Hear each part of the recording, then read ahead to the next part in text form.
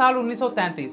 इसी साल हिटलर को जर्मनी में पॉलिटिकल पावर मिलती है और हिटलर जूइश लोगों से इतना नफरत करता है कि वो मिलियंस में जूइश लोगों को मारना स्टार्ट कर देता है। 6 साल के अंदर वो लगभग 60 लाख जूइश को जान से मार देता है और हिटलर के इस नरसंहार से बचने के लिए जूइश लाखों की संख्या में फिलिस्तीन के एरिया में भागने लगते हैं, जिससे कि फिलिस्तीन के एरिया में जूइश लोगों की संख्या बहुत तेजी से बढ़ने लगती है। और जूइश लोगों के इन बढ़ती पॉपुलेशन के कारण जूइश और अरब फिलिस्तीनी लोगों के बीच 1940s में कॉन्फ्लिक्ट शुरू हो जाते हैं और आगे चलकर प्रोटेस्ट होने लगते हैं, जिसमें कई जूइश और कई फिलिस्तीनी लोगों के जान भी जाती है।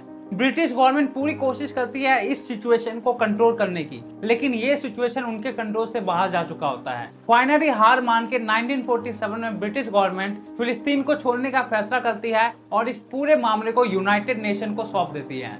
यूएन मामले के गंभीरता को देखते हुए एक 2 स्टेट पार्टीशन प्लान लाता है, जिसके अकॉर्डिंग पूरे फिलिस्तीन को 2 कंट्रीज में डिवाइड कर दिया जाएगा। एक कंट्री जूइश लोगों के लिए और एक कंट्री अरब फिलिस्तीनी लोगों के लिए। लेकिन क्योंकि जेरूसलम एक बहुत ही इंपॉर्टेंट होली प्लेस था क्रिश्चियन, जूइश, मुस्लिम तीनों कम्युनिटी के लिए, इसलिए यूएन डिसाइड करता है कि इसको वो अपने कंट्रोल में रखेगा और ये किसी के पास नहीं जाएगा।